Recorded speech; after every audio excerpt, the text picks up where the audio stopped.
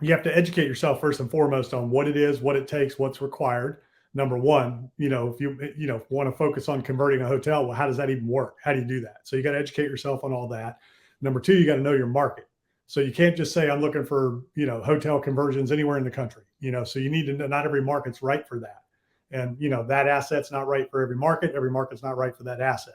So you need to understand what market am I going to focus on in this. Okay, so let's say I'm going to take Baltimore and I want to convert 2-story old Travelodge hotels, exterior entrance in Baltimore that have 100 doors or less. So you start hunting those assets to see what's in the market. Then you have to understand, okay, is there a renter demographic that's going to live in that converted asset in that location? So it's all about highest and best use, because the highest and best use of that might not be that. It might be a hotel. It might be something else. So that's what you want to kind of look at. Office building, same thing. If there's an office building or a warehouse or whatever, any kind of an adaptive reuse strategy, you need to understand your market. What's the demand in the market? What's the drivers in the market of that demand? So a hotel is very different than an apartment, is very different than an office, is very different than a restaurant.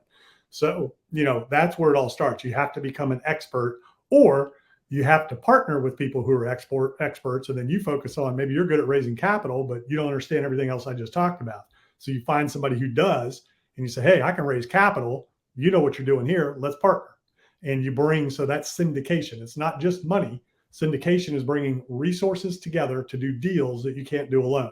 So maybe one of those resources is, expertise. Another one of those resources is raising capital. Another of those resources is, financial, due diligence and guidance, and that kind of thing. So, and then you have the capital piece. So that's really where it's at. It's determining highest and best use. Once you determine that, then you have to create the actual business plan and understand what's required to do that conversion. Who's the right contractors? Not everybody can do it.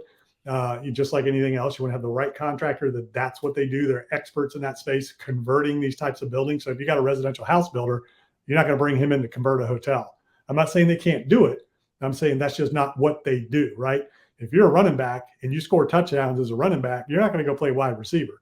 You're going to be a running back. That's what you do. Sure, I can play wide receiver, but I'm a running back. That's what I do. So, you want to find people that's what they do. And, same thing when it comes to market analysis and stuff like that. So really, you hear me say all the time, at the end of the day, you have to become an expert.